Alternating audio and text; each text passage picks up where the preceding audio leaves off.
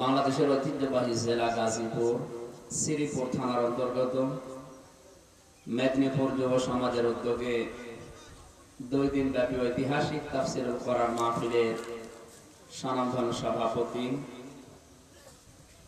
জনাব আব্দুল্লাহ আল মামুন আতালাল্লাহু উমরাহু ওয়া বারাকাল্লাহু ফি হায়াতি, সকলে বলেন আমিন। মাহফিলের প্রধান অতিথি শাইখুল মাশায়েখ, সর্বজন শ্রদ্ধাভাজন ব্যক্তিত্ব, আমাদের অভিভাবক জনাব এসএম আলমগীর হোসেন দামাত বারকাতুহুমুল আলিয়া। বরেণ্য অতিথি হিসাবে যারা আছেন, বিশেষ করে আনিসুর রহমান খোকন, আব্দুল মান্নান সরকার, লোকমান হোসেন মোড়ল সহ নামনাজান অন্যান্য সম্মানিত ব্যক্তিবর্গ। এতক্ষণ পর্যন্ত যারা আলোচনা রাখলেন, মাওলানা হুসাইন আহমেদ মাহফুজ, ডক্টর হাবিবুর রহমান হাবিব সাহেব সহ সম্মানিত উলামায়ে কেরাম। আগামীকাল যারা এখানে আসবে, বিশিষ্ট ইসলামী চিন্তাবিদ, শিক্ষাবিদ, মুফাসসিরে কোরআন ডক্টর মুফতি আবুল কালাম আজাদ বাশার, আল্লাহ তাকে সহি সালামতে এখানে আসার এবং কোরআনে কারীম হাদিস থেকে সঠিক কথাগুলো বলার তৌফিক যেন দান করেন। আরো যারা আলোচনা রাখবেন তাদেরকে আল্লাহ যেন সঠিকভাবে আসার এবং কথা বলার তৌফিক দেন। মাহফিলের বরেণ্য সদস্য যারা, মঞ্চে বসা উলামায়ে কেরাম, সামনে বসা মুসলমান ভাইরা, পর্দার আড়ালের সম্মানিতা মা এবং বোনেরা, প্রশাসনের ভাইরা, প্রাণপ্রিয় গাজীপুরবাসী, দল মত জাতি বর্ণ ধর্ম নির্বিশেষে কোরআনের অনুষ্ঠানে যারা এসেছি, খুশি হয়ে বলছি আলহামদুলিল্লাহ। আমরা খুব অল্প সময় কথা বলতে চাই আজকে, যেহেতু আমি নিজে অসুস্থ। আজকে প্রায় 11 দিন পড়ে আছি জ্বরে। দুঃখজনক হলেও সত্য, বাংলাদেশের যে অবস্থা, বিশেষ করে শাহেদ করিমের মতো যে লোক এই দেশে আছে, এই দেশে জ্বর বলাও সমস্যা। না জানো করোনা বলে 14 দিন আটকে রাখে, এটা নিয়ে কষ্ট হচ্ছে। তারপরে বলতে পারছি না যে জ্বর এসেছে, যদিও আমি ডাক্তারদের কাছে থাকি। আমি আদ্দিন হাসপাতাল মগবাজারে আছি খতিব হিসাবে। আদ্দিনের মালিক যিনি ডক্টর শেখ মহিউদ্দিন বারবার আমারে বলছিল, হুজুর চলেন পরীক্ষা করি। আমি জানছি পরীক্ষা করলে ওর রিপোর্ট ও ছাতা আন্দাজে, এমনিতে 10-12 দিন মনে করেন জ্বর, এরপরে ঠান্ডা কাশি লেগে আছে, করোনা হতে বাকি আছে। এই জন্য কিছু বলছি না, আমি যতটুকু পারি অন্তত ঘন্টাখানিক কথা বলবো ইনশাআল্লাহ। মৌল যে মেসেজ গুলো আছে, মৌলিক কথাগুলো আমি বলতে চাই, কারণ অমৌলিক বিষয় সারাদিন সারা রাত বলে লাভ নেই। এই যে এখানে এই স্টেজের মৌল বা মৌলিক যে বিষয়, সেটা কিন্তু খুব বেশি না, মাত্র 2টা, একটা সামিয়ানা আর একটা খুঁটি। এই সামিয়ানা আর খুঁটি যদি না থাকে, এটাকে স্টেজ বলবে? মঞ্চ বলবে?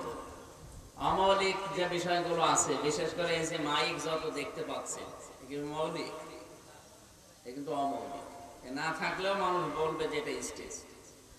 এরপর যে লাইভ চলছে, এই যে মাইক টাঙানো, আরো যে রং বেরঙের কাপড় গুলো দেওয়া আছে, তাহলে এইগুলো একটাও মৌলিক না, এগুলো কি?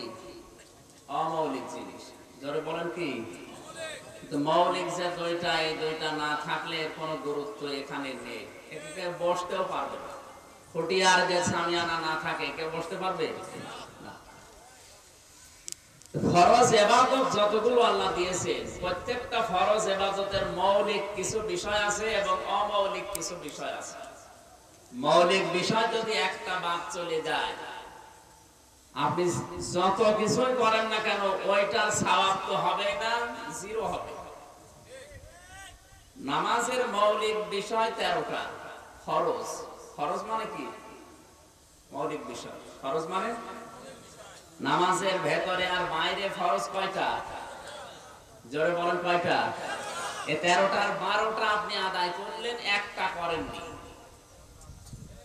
12টাকে সুন্দরভাবে সুচারুরূপে পালন করলেন, আদায় করলেন, একটা করেননি, আপনার সওয়াব হবে? কি হবে?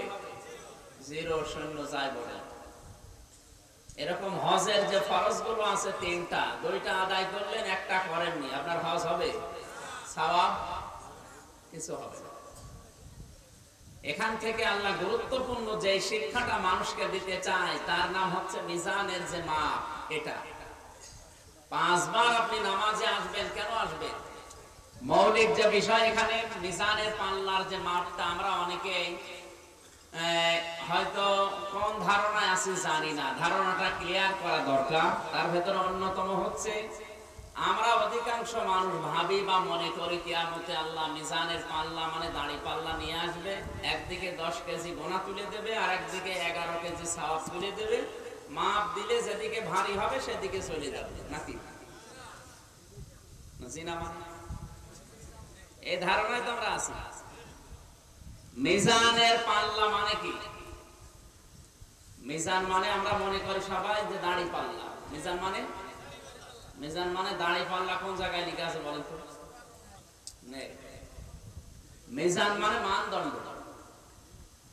মিজান শব্দের শাব্দিক অর্থ হচ্ছে মানদণ্ড। ন্যায় বিচার করার জন্য যে মানদণ্ড লাগে, দেখবেন একজন হাইকোর্টে কি টাঙানো আছে? দাড়ি পাল্লার একদিকে ঝোলানো, নাকি একেবারে সমান্তরাল। আল্লাহ রাব্বুল আলামিন নামাজের 13টা ফরজ থেকে মৌলিক বিষয় বলতে যেটা জানাতে চায় মানুষকে, তার ভেতরে অন্যতম হচ্ছে আমলের একটা মাপের একক। পৃথিবীর প্রত্যেকটি জিনিস মাপ দিতে হলে একটা একক লাগে ওজন করার জন্য। আমি যদি এখন বলি যে এই স্টেজটা আপনি একটু মেপে দেন, তো এই স্টেজকে দাড়ি পাল্লার উপরে তুলে দেবেন? আপনারা এদিকে মন নেই, 5 মিনিট শোনেন কথা, 5 মিনিট। এই স্টেজটা যদি বলি আপনি একটা মাপ দিয়ে দেন, ওজন দিয়ে দেন, এটা কি দাড়ি পাল্লায় তুলে দেবেন? কিভাবে মাপবেন? এর জন্য ফিতা লাগবে, গজ লাগবে, নাকি মিটার লাগবে, যাই বলে। এখন যদি আপনাকে বলে আপনি দুধ মেপে দেন, দুধ মিটার দিয়ে মাপবেন? গজ দিয়ে? কি দিয়ে? সিসি লাগবে, লিটার লাগবে, স্ট্যান্ড লাগবে, যাই বলে। আপনাকে যদি এখন আমি বলি যে আমার একটা কাজ আছে, এই কাজটা মেপে দেন, তাহলে দাড়ি পাল্লায় তুলে দেবেন যে 5 কেজি কাজ। জিনা মানে সব জিনা জিনা করলে হবে? কাজ মাপবেন কি দিয়ে বলে? কাজ মাপতে হলে মিটার দিয়ে হবে? দাড়ি পাল্লা দিয়ে হবে? কি দিয়ে মাপতে হয়? কাজ মাপতে হয় গুরুত্ব দিয়ে। যে কাজটা আপনি গুরুত্ব দিয়ে করেছেন কিনা এইটা আমি দেখব। সভাপতি সাহেব এখানে যারা সদস্য আছে তাদের একজনকে যদি বলে যে এই কাজটা আপনি করেন, এই যে অনুমতি নেওয়ার জন্য বিভিন্ন জায়গায় যে দৌড়াদৌড়ি করা লাগে, এই কাজটা উনি কয় কেজি ওজন ছিল দাড়ি পাল্লা তুলে দেবে? কি দেখবে? গুরুত্ব দিয়ে দায়িত্বপূর্ণ ভাবে কাজটা অমুক অমুক জায়গায় গিয়ে করেছে কিনা এইটা দেখবে।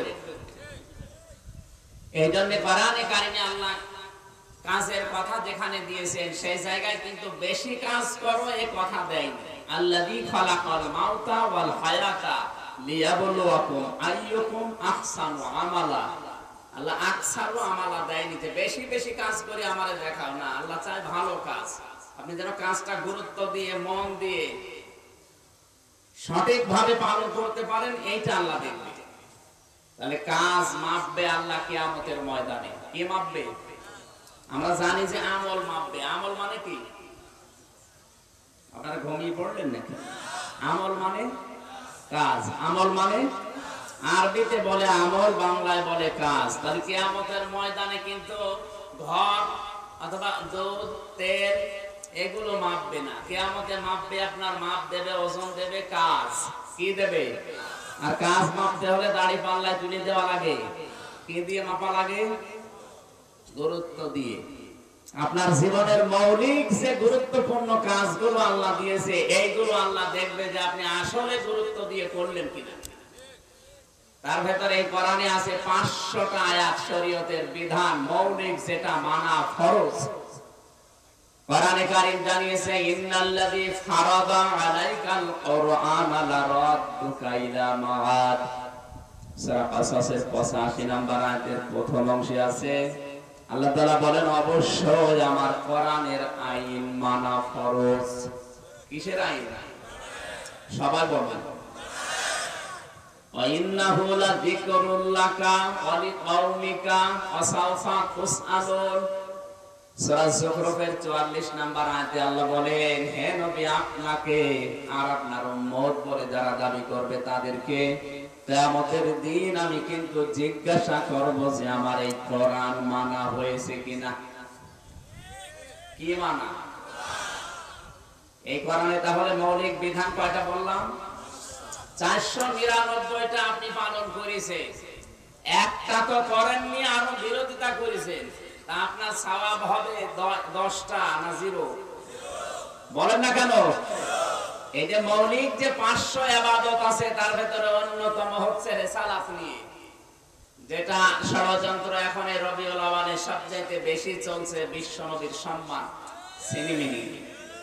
আমরা ওরকম একটা আয়াত পড়েছি কোরআন থেকে, আমাদের জীবনের মৌলিক বিষয় যেন বাদ চলে না যায়। এই প্যান্ডেলের শুধু সামিয়ানার খুঁটি বাদ গেলে যত কিছুই থাকুক, এই প্যান্ডেলে যেমন দাম নেই, কোরআনে কারীমের মৌলিক বিধান হচ্ছে 500। কয়টা? তার ভেতর একটা আজকে বলবো, সেটা হচ্ছে বিশ্ব নবীকে নিয়ে। যেহেতু রবিউল আওয়াল মাস, ওই একটা যদি আপনার জীবনে না থাকে, আর 499টা যদি আপনি পালন করেন, সওয়াব হবে কিয়ামতে মিজানের পাল্লায় যখন আল্লাহ দেবে কি 0 বা 0। আমার আজকের মৌলিক বিষয় এটা। আসেন আমরা কোরআন কারীম থেকে কথা আরম্ভ করতে চাই। সূরা আলে ইমরান 31 নম্বর আয়াত পড়েছি। বিশ্বনবীর লক্ষ লক্ষ হাদিস থেকে একটা হাদিসের টুকরা পড়েছি। এই দুইটা সামনে নিয়ে 1 ঘন্টা মতো কথা বলবো ইনশাআল্লাহ। জবান খুলে কোরআনের এই সোনালী আয়াত একটু মন দিয়ে শুনবেন। বলেন, আউযু বিল্লাহি মিনাশ শাইতানির রাজীম, বিসমিল্লাহির রহমানির রহিম, কুল ইন কুনতুম তুহিব্বুনাল্লাহা ফাত্তাবিউনি ইউহিব্বুকুমুল্লাহ ওয়া ইয়াগফির লাকুম যুনুবাকুম আল্লাহু গফুরুর রহিম। সাদাকাল্লাহুল আযীম। আমি আবার রিপিট করছি একটু। প্রায় 15 মিনিট আমার কথা বলা হয়ে গেছে। এই 15 মিনিটের ভেতরে অন্তত একটা ভুল ধারণা থেকে আপনাদেরকে আমি বাঁচানোর চেষ্টা করছিলাম যে কিয়ামতের দিন আল্লাহ কাজ মাপবে, আমল মাপবে, দাড়ি পাল্লা দিয়ে না, গুরুত্ব দিয়ে। তাহলে আপনার জীবনের গুরুত্বপূর্ণ কোন কাজ যেন ছেড়ে না যায়। তার ভেতরে আজকে আলোচনা হচ্ছে গুরুত্বপূর্ণ কাজ কয়টা? একটা। কয়টা? সেটা নবী কেন্দ্রিক রিসালাতের যে বিষয়টা, এটা নিয়ে আমরা কথা বলবো। এটা যেন আপনার জীবন থেকে ছুটে না যায়। তাহলে কিন্তু যতই আমল করেন অমৌলিক, এই যে বললাম মাইক, লাইট, এরপরে এই সামিয়ানার নিচে যেগুলো আছে, এই সমস্ত অমৌলিক বিষয় যা করবে, ওইটা নিয়ে যত ফতোয়াবাজি করবেন তত আপনার এই আমলের গুরুত্ব কমবে। আল্লাহ পাক বলেন, নবী আপনি বলুন, ইন কুনতুম তুহিব্বুনাল্লাহা, যদি এই কথা তোমরা বলো যে আল্লাহ তোমাকে ভালোবাসি। এ দাবি আমাদের আছে না? সবাই বলেন, এ দাবি আমাদের আছে না? যে যেই ধর্মে আছে সে কিন্তু তার দেবতাকে ভালোবাসে। আমরা যারা মুসলিম দাবি করি, আমরা যদি এই দাবি করি যে আল্লাহ তোমাকে ভালোবাসি, আল্লাহ তাআলা বলেন দাঁড়াও, এই কথাটার প্রমাণ আগে দেওয়া লাগবে যে তোমরা আমাকে ভালোবাসো। হে নবী আপনি তাদেরকে জানিয়ে দেন, যদি বলে আল্লাহ তোমাকে ভালোবাসি, তাহলে ফাত্তাবিউনি, তারা যেন আপনার অনুসরণ করে। কি করে? সবাই বলে অনুসরণ কি? এখানে তা বা আইন 3টি অক্ষর আছে। তাবউন শব্দের শাব্দিক অর্থ হচ্ছে দেখে দেখে চলা। তাহলে আপনার অনুসরণ হবে বিশ্ব নবীকে দেখে দেখে চলার মাধ্যমে। নবী এখন আমাদের সামনে আছে না, মানে তার 63 বছর পড়ে আছে। হযরতে আয়েশাকে বেদুইনরা জিজ্ঞাসা করেছে, আম্মা জান, বিশ্ব নবী মুহাম্মদ রাসূলুল্লাহ কেমন ছিল বলেন দেখি। হযরতে আয়েশা বললেন, তোমরা কি কোরআন পড়তে জানো? তারা বলে, হ্যাঁ, আমরা তো কোরআন পড়ি। আম্মা জান বললেন, তোমরা যদি কোরআন পড়ে থাকো তাহলে আমার কাছে রাসূল সম্পর্কে জিজ্ঞাসা করো, কেন? কোরআনে যা পড়েছো ওইটাই রাসূলের জীবনে ছিল। বিশ্ব নবীকে তাহলে অনুসরণ করার অর্থ হচ্ছে কোরআনে কারীমকে অনুসরণ করা। ইত্তাবিউ মা উনজিলা ইলাইকুম মির রাব্বিকুম ওয়ালা তাত্তাবিউ মিন দুনিহি আউলিয়া ক্বালিলাম মা তাযাক্কারুন। সূরা আরাফের 2 নম্বর আয়াতে আল্লাহ বলেন, তোমরা সবাই মিলে অনুসরণ করো তোমাদের প্রভুর পক্ষ থেকে যেটা তোমাদের উপরে নাযিল হয়েছে। তার নাম কি? বলেন বলেন। ওয়ালা তাত্তাবিউ, অনুসরণ করবা না, মিন দুনিহি আউলিয়া, ওলির বহু বচন আউলিয়া। দুনিয়ার কোন ওলির অনুসরণ করার দরকার নেই। এই কথাটা কার? এই কথা এ পর্যন্ত শোনার পরে মনে হচ্ছে আল্লাহ মনে হয় ওলিদের বিরুদ্ধে না, মানে কথা তো এখন বাংলা বলছে। তোমরা সবাই মিলে অনুসরণ করো যেটা তোমাদের প্রভুর পক্ষ থেকে তোমাদের উপরে এসেছে, আর তোমরা অনুসরণ করবা না দুনিয়ার কোন ওলির। ওলির বহু বচন আউলিয়া, এখানে ওলি না আউলিয়া? আউলিয়া। শাব্দিক অর্থ শোনার পরে মনে হচ্ছে আল্লাহ তার ওলিদের বিরুদ্ধে নাকি? অথচ সূরা ইউনূসের 61-62 নাম্বার আয়াতে আছে, আলা ইন্না আউলিয়া আল্লাহি লা খাউফুন আলাইহিম ওয়া লা হুম ইয়াহজানুন। সাবধান বা জেনে রাখো, এই পৃথিবীতে আমি আল্লাহর যারা বন্ধু ওলি এদের কোনো ভয় নেই, চিন্তাও নেই। তাহলে এই আয়াতের সাথে এই আয়াতের একেবারে পুরো কন্ট্রাডিকশন, মেলে না। অথচ কোরআনে আছে, ওয়ালাউ কানা মিন ইনদি গায়রিল্লাহি লাওয়াজাদু ফীহি ইখতিলাফান কাসীরা। সূরা নিসার 82 নাম্বার আয়াতের শেষের দিকে আছে, আল্লাহ তাআলা বলেন, হে নবী, আমি কোরআন এমন ভাবে নাযিল করেছি যে একটা আয়াতের সাথে আরেকটা আয়াত মিলবে না, এমন বৈপরীত্য আপনি কোরআনে পাবেন না। সুবহানাল্লাহ বলতে পারেন? তাহলে আমরা প্রথমে শোনার পরে দেখতে পেলাম যে একটার সাথে আরেকটা মিলছে না। তাহলে আল্লাহর কথা একটার সাথে আরেকটা মিলছে না, কোরআন তাহলে ভুল। তাহলে আয়াতের ব্যাখ্যা আপনি কিভাবে করবেন? এক জায়গায় বললেন আমার যারা বন্ধু যারা ওলি এদের কোনো ভয় নেই, চিন্তা নেই, আর এখানে বলছে কোন ওলির অনুসরণ করা যাবে না।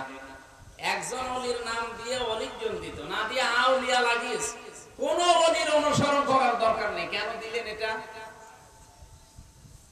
আল্লাহ যেহেতু আলিমুম বিদাতিস সুদূর, মানুষের মনের খবরও জানে, তার কাছে বর্তমান ভবিষ্যৎ, পাস্ট প্রেজেন্ট ফিউচার সবই একরকম। তিনি ভালো করে জানেন পৃথিবীতে এমন সময় আসবে, এমন বান্দা বান্দি দুনিয়ায় থাকবে, এমন আবেগওয়ালা মানুষ থাকবে দুনিয়ায়, তারা আমি আল্লাহর চাইতে ওদের আব্বাকে ওদের ওলিকে বড় মনে করবে। আর যেটা সবচাইতে বেশি হচ্ছে আজ বাংলাদেশে, কথা বুঝতেছে? এমনও কিছু মানুষ এই দেশে এখন তৈরি হচ্ছে, ওদের কাছে আল্লাহ চাইতে ওদের আব্বাই বড়। আপনি কোরআনের কথা বলবেন, আল্লাহর কথা বলবেন, মানবে না, ওর বাবার কথা বলবেন, মেনে নেবে। এরকম পীর দেশে নেই? বম মারলেও তাদেরকে লড়ানো যায় না। এই ওলির অনুসরণ করা নিষেধ। তাহলে ওলির বিরুদ্ধে আল্লাহ না, যে ওলি আসলে ওলি না, ওলির ভেষ ধরেছে। কারণ যে জিনিস যত ভালো তার নকল বের হয় তত তাড়াতাড়ি। ওলি তো ভালো জিনিস, কিন্তু তার নাম নিয়ে যত নকল ওলি চলছে এই দেশে, আসল ওলি এখন আর খুঁজে পাওয়া যাচ্ছে। ওলি হওয়ার জন্য আল্লাহ সূরা ইউনূসের পরের আয়াতে দুইটা গুণ দিয়েছেন, আল্লাযীনা আমানু ওয়া কানু ইয়াত্তাকুন। আমি আল্লাহর যদি কেউ ওলি হতে চাই, বন্ধু হতে চাই, দুইটা গুণ তার ভেতরে থাকা লাগবে। এক নম্বরে সে ব্যক্তি আমি আল্লাহর প্রতি ঈমান আনবে আর আমাকে ভয় করে চলবে। এখন ঈমান কাকে বলে? আমরা অনেকেই মনে করি ঈমান মানে আল্লাহকে দেখা যায় না, আল্লাহ একজন আছে, হয়ে গেল নাকি? এইরকম বিশ্বাস তো আবু জেহেলেরও ছিল যে আল্লাহ একজন আছে। এখন যদি বলেন না ছিল না, কোরআনে আছে, আল্লাহ তাআলা বলেন ওয়ালা ইনসালতাহুম মান খালাকাস সামাওয়াতি ওয়াল আরদা লা ইয়াকুলুনাল্লাহ ইলা আখিরি আয়াত। তিন জায়গা আছে কোরআনে আয়াতটা। আল্লাহ তাআলা বলেন হে নবী, আপনি যদি আবু জেহেলকে প্রশ্ন করেন এই আসমান জমিন কে বানিয়েছে, আবু জেহেল গ্যারান্টি দিয়ে বলবে আল্লাহ বানিয়েছে। তাহলে আল্লাহ একজন আছে, ও বিশ্বাস করতো না করতো না?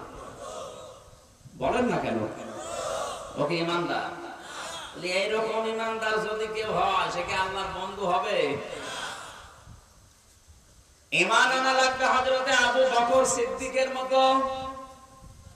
হযরতে আবু বকর ঈমান এনেছিলেন। বিশ্বনবী মুহাম্মদুর রাসূলুল্লাহ মেরাজ থেকে যখন ফিরে আসলেন, আবু জেহেল বিশ্বাস করা তো দূরের কথা, উল্টা পাল্টা কথা বলছিল।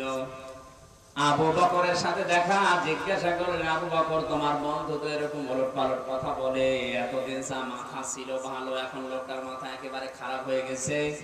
সঙ্গে সঙ্গে আবু বকর বললেন আবু জেহেল এই কথা কি রাসূলুল্লাহ বলেছে? এই মাত্র শুনে আসলাম, তিনি এখনো কাবার চত্বরে বসা। নবীজির কাছে এসে বললেন হে রাসূল, আবু জেহেল আপনার সম্পর্কে কথা আমার কাছে বলেছে, আপনি কি এই কথাগুলো বলেছেন? নবীজি বললেন তুমি বিশ্বাস করো না? হযরত আবু বকর বলেন হে রাসূল, সারা জীবন নদীর পানি এদিকে চলছে, আপনি যদি বলেন যে উল্টা এখন এদিকে চলা আরম্ভ হয়েছে, আমি এক সেকেন্ডও দেরি করব না বিশ্বাস করতে। এটা তো শুধুমাত্র আপনার মুখের কথা। তাও দেখা যায় যে নদীর স্রোত এদিকে চলছে, হঠাৎ উল্টো দিকে উল্টা দিকে চলতে আরম্ভ করেছে। আপনার মুখের কথা শুনে আমি এত বড় বড় জিনিস বিশ্বাস করেছি। আল্লাহকে দেখা যায় না, শুধু শুনি আমি বিশ্বাস করেছি। কিয়ামতের ময়দানে এরকম কঠিন আযাব হবে আমি দেখি নাই, শুধু শুনে বিশ্বাস করেছি। কবরের ভেতরে আযাব হবে আমি দেখি নাই, শুধু শুনে বিশ্বাস করেছি। এত বড় বড় কথা যদি আমি বিশ্বাস করতে পারি, তো এই কথা বিশ্বাস করব না কোন কারণে? অবশ্যই আপনার মেরাজ সত্য হয়েছে।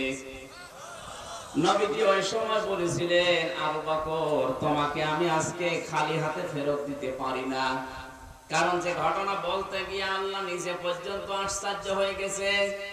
কোরআনে যত ঘটনা আছে সেগুলো বলতে গিয়ে আল্লাহ নিজে আশ্চর্য হয়েছে, আমি পাইনি। কিন্তু মেরাজের ঘটনা বলতে গিয়ে আল্লাহ নিজে আশ্চর্য হয়ে গেছে। সুবহানাল্লাযী আসরা বিআবদিহি লাইলাম মিনাল মাসজিদিল হারাম ইলাল মাসজিদিল আকসা ইলা আখিরি আয়াত। সুবহান মানে সুবহানাল্লাহ আমরা ব্যবহার করি আশ্চর্য কোন জিনিস দেখলেন। আল্লাহ তাআলা এই যে ঘটনা বর্ণনা করতে গিয়ে তিনি আশ্চর্য হয়ে গেছেন নিজে, এই জন্য সুবহানাল্লাহ দিয়ে শুরু করেছেন। সুবহানাল্লাহ বলতে পারেন না? এত বড় আশ্চর্য ঘটনা যেখানে আল্লাহ নিজে আশ্চর্য হয়, আর তুমি এখানে আশ্চর্য না হয়ে এক সেকেন্ড দেরি না করে এত বড় বিষয় বিশ্বাস করলে, তোমার আজকে আমি খালি হাতে ফেরত দেব না। তোমার নামের শেষে একটা লকব আমি লাগিয়ে দিলাম। আজকে থেকে তুমি শুধু আবু বকর না, আজকে থেকে তুমি কিয়ামত পর্যন্ত আবু বকর সিদ্দিক। এটা না, তাহলে এইভাবে যারা ঈমান আনবে, সত্যকে সত্য জানার পরে যারা মেনে নেবে, অকণ্ঠ চিত্তে, কোন চিন্তা ভাবনা ছাড়া। তা আমাদের ভেতর ওই টেন্ডেন্সি এখনো আসে নাই। চোখে আঙ্গুল দিয়ে দেখিয়ে দিলেও বিশ্বাস করতে চায় না। আর সত্যকে সত্য জানার পরে যে মানুষগুলো মানতে চায় না, বিশ্বাস করে না, ওরা হয় ইহুদি অথবা খ্রিস্টান। মামুন ভাই কিন্তু ওই টাচ দিয়েছিলেন, উনি হয়তো সময় না পাওয়ার কারণে বিস্তারিত বলেন নাই। আপনি প্রতিদিন 5 ওয়াক্ত নামাজে শুধু শুধু ফরজ নামাজও যদি পড়েন তাও 17 রাকাত ফরজ নামাজ পড়া লাগে। কত? এই 17 রাকাতে আপনাকে বলা লাগছে গায়রিল মাগদুবি আলাইহিম ওয়ালাদ-দাল্লিন। ধ্বংস করো, তুমি তাদের পথে আমাদেরকে দিও না যারা মাগদুব এবং দাল্লিন। এক নম্বরে তোমার অভিসম্পাদ যারা পেয়েছে আর যারা পথভ্রষ্ট হয়ে গেছে। পৃথিবীর সবাই জানে এই পৃথিবীতে পথভ্রষ্ট জাতি দুইটা, একটা ইহুদি আর একটা খ্রিস্টান। ইহুদি আর খ্রিস্টানরা পথভ্রষ্ট, আল্লাহর লানত প্রাপ্ত। কারণ কি? তারা তো আসমানি কিতাব পেয়েছে, তারাও নবী পেয়েছে, আর জাতি হিসাবে তারা তামাম দুনিয়াতে একেবারে কম না। সারা পৃথিবীতে সবচেয়ে বেশি মানুষ বাস করে খ্রিস্টান ধর্মে। কোন ধর্মে? তারপরে মুসলিম, 3 নম্বরে আছে বৌদ্ধ, এরপরে আছে ইহুদি। ইহুদি মাত্র 1,30,00,000, অথচ তারাই আজ দুনিয়া চালাচ্ছে। হিন্দু আছে মাত্র। আমি এখানে যে তথ্যটা জানাতে চাই, আপনি নিজে বরদোয়া দিচ্ছেন, তাও 17 বার যদি শুধু ফরজ নামাজও পড়ে থাকেন যে আল্লাহ তুমি তাদের পথে দিও না। ইহুদি আর খ্রিস্টানদের পরে বরদোয়া আল্লাহ দিয়েছে। 1 নাম্বার কারণ হচ্ছে তারা সত্যকে সত্য জানতো, কিন্তু হিংসার বশবর্তী হয়ে অহংকার করে মানত না। ওদের তাওরাতে, ওদের ইনজিলে আমাদের নবীর পরিচয় লেখা ছিল, কিন্তু হিংসা করে অহংকার করে মানত না যে আল্লাহ নবী পাঠিয়েছে। মুসলমানদের ভেতরে আমরা মানি না, আমাদের খ্রিস্টান ধর্মে ইহুদি ধর্মে নবী পাঠায়নি, এই জন্য নবী মানি না। ও কিন্তু জানতো সত্য। বলে সূরা বাকারা ফাতিহার শেষ শিক্ষা হচ্ছে সত্যকে সত্য জানার পরে যারা মানে না, কি করে? অহংকার করে আর হিংসা করে। এরা হয় ইহুদি অথবা খ্রিস্টান। ওরা তো এই কাজ করে। যদি ইহুদি আর খ্রিস্টান হয়, আপনিও সত্যকে সত্য জানার পরে যদি মেনে নিতে না চান, আপনি ওই রকম একটা কিছু। এই কথা বলো না কেন? তাহলে নিজের বরদোয়ায় আপনি নিজে পড়ে যাচ্ছেন না। তাহলে আজকে থেকে আর নামাজ পড়ার দরকার নেই, কারণ ও দোয়া এসে আমারই ঘাড়ে লাগছে। তাহলে নামাজ যদি পড়তে চান, তাহলে বরদোয়া যেন আপনার ভেতরে আবার না আসে। তাহলে ঈমান যে মানুষগুলো আনবে আল্লাহর প্রতি, 2 নম্বরে ওয়াকানু ইয়াত্তাকুন, যারা তাকওয়া অর্জন করবে। তাকওয়া কি? আমাদের দেশে তাকওয়ার ব্যাখ্যা হচ্ছে এরকম বড় জুব্বা গায়ে থাকবে, বড় বড় দাড়ি থাকবে, পাগড়ি একটা মাথায় থাকবে, হাতে একটা তসবিহ থাকবে, দুনিয়ার কোনো খেয়াল করবে না, শুধু আল্লাহ আল্লাহ নিয়ে ব্যস্ত আছে। এই লোকটা বুজুর্গ তাকওয়াবান নাকি? না। তাকওয়ার 27টা ব্যাখ্যা আমি পেয়েছি। তাকওয়ার 1 নাম্বার ব্যাখ্যা হচ্ছে আল্লাহর নিষিদ্ধ কাজগুলো জানার পরে ঘৃণা ভরে ছেড়ে দেওয়ার নাম হচ্ছে তাকওয়া। না, কথা না বুঝে বলবেন। আল্লাহর নিষিদ্ধ কাজগুলো ঘৃণা ভরে ছেড়ে দেওয়ার নাম, শুধু ছেড়ে দেওয়ার নাম হচ্ছে খাউফ। আর ঘৃণা করে ছেড়ে দেওয়ার নাম কি বলেন? তাহলে এই পরীক্ষাটা যদি এখন কেউ দিতে না পারে, ওকে আল্লাহর বন্ধু এখন হতে পেরেছে? পরীক্ষাটা আগে দিয়ে নি। মোবাইল যাদের আছে, অনেকের মোবাইলে হয়তো উলঙ্গ নাচ আছে, শাবনূরের নাকি এসব নেই। আপনি যদি বলেন আমার ভেতরে তাকওয়া আছে, আমি তাকওয়া অর্জন করে আল্লাহর বন্ধু ওলি হতে চাই, এই মুহূর্তে পরীক্ষা হচ্ছে উলঙ্গ জিনিস শুধু ডিলিট করবেন না, ঘৃণা ভরে ডিলিট করে এখনই ওখান থেকে ফিরে আসা লাগবে। কারা কারা ডিলিট করবেন হাত তোলেন তো দেখি। মুরব্বি মানুষ দেখে মোবাইল দেখে, ছোট মোবাইল, আপনি হাত তুললেন কেন? আর আপনার মোবাইলে কি থাকবে? কি আশ্চর্য, 70-80 বছর বয়স, এখনো যদি সাপ মুখ দেখে, যৌবন বয়সে কি করিস? না, আমি তো ওনারে হাত তুলতে বলিনি, আমি বলি যাদের মোবাইলে এরকম কিছু আছে আপনাকে এই মুহূর্তে ঘৃণা করে ডিলিট করা লাগবে। শুধু ডিলিট না, ঘৃণা করে ডিলিট করলে আপনার ভেতরে তাকওয়া আছে। যারা মুরব্বী মানুষ হাত তুলেছেন আপনি কি আবেগে না বুঝে না আছে, আমি জানি অনেকে আছে, যাদের আছে এই মুহূর্তে যদি এই কাজটা আপনি করতে পারেন, সামনে যেটা দেখা যায় নেই, মোবাইলের স্ক্রিনে, টিভিতে, পর্দায় ওইটা দেখা যায় না। কথা বুঝতেছে? তাহলে যেটা সামনে আপনি দেখতে পারেন না, মোবাইলেও দেখতে পারবেন না, ওইটা যদি থাকে এই মুহূর্তে ঘৃণা করে ডিলিট করে দিন। দেন দেখি আজকের ওয়াজ কাজে লাগে কিনা। আমরা যেটা ওলি হতে চাই, এই যে ওলিকে নিষেধ করলেন আল্লাহ, এইরকম ওলি যারা,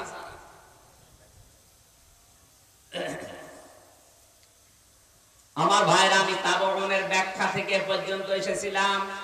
তাহলে অনুসরণ করা, রাসূলকে অনুসরণ করা আর কোরআনে কারীমকে অনুসরণ করার নামান্তর। কেউ যদি আল্লাহর রাসূলকে অনুসরণ করতে চায়, সে যেন কোরআনকে অনুসরণ করে। কাকে?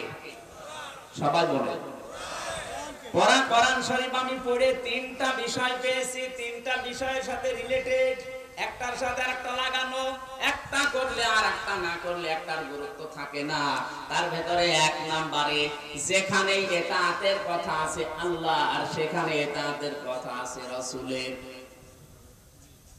কোরআনে আপনি যেখানে দেখবেন আতিউল্লাহ ওয়া আতিউর রাসূলা, আল্লাহর ইতাআত করো, আনুগত্য করো, সঙ্গে সঙ্গে আল্লাহ তার রাসূলের নাম দিয়েছেন। কার নাম? সবাই বলেন। কিন্তু রাসূলের নামের পরেও যদি কারো নাম থাকে, সেখানে কিন্তু ইতাআত শব্দটা নেই। এবার যারা এখানে শিক্ষিত মানুষ, বিশেষ করে অন্তত আরবি বোঝেন, তাদেরকে আমি বলছি সূরা নিসা 59 নাম্বার আয়াতটা বাণিজ্যে পড়বেন, আপনার জীবন পরিবর্তন হয়ে যাবে ইনশাআল্লাহ। ইয়া আইয়ুহাল্লাযীনা আমানু আতিউল্লাহা ওয়া আতিউর রাসূলা ওয়া উলিল আমরি মিনকুম। আল্লাহ পাক বলেন, যদি ঈমানদার দাবি করো, এতক্ষণ আমি পরিচয় দিচ্ছিলাম ঈমানের, কিসে?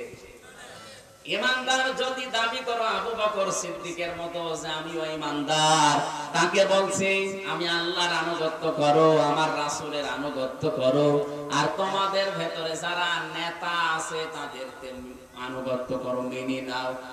তাহলে আল্লাহর হুকুম মানা যেমন ফরজ, আর রাসূলের হুকুম মানাও ফরজ, নেতার হুকুম মানাও। এই কথা বললেন না কেন? আমি বানাচ্ছি নাকি?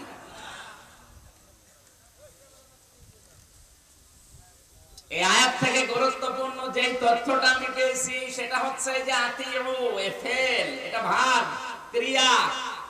এই শব্দটা আল্লাহ নিজের নামে দিয়েছেন আর রাসূলের নামে দিয়েছেন। কিন্তু উলিল আমর যারা হবে, দুনিয়ার ভেতরে যারা নেতৃত্ব কর্তৃত্ব দেবে, তাদের নামের আগে আল্লাহ দেয়নি। কেন দেয়নি? আল্লাহ এবং রাসূলকে মেনে নেওয়া লাগবে, কোনো প্রশ্ন করা যাবে না। কথা বলেন না। কিন্তু আল্লাহ রাসূলের পরে এই পৃথিবীতে যারা নেতৃত্ব দেবে, এদেরকে মানতে হলে অবশ্যই চোখ বন্ধ করি না, দেখতে হবে এই লোকটা আল্লাহ রাসূলকে মেনে চলে কিনা। আল্লাহ রাসূলকে যদি লোকটা মেনে না চলে, আর লোকটা যদি আমার বাবাও হয়, তাকে মানা যাবে না। মানলে আপনি জাহান্নামে যাবেন। জাহান্নামে যে যাবেন তার প্রমাণ কি? ওই যে মৌলিক জিনিস কয়টা ছিল?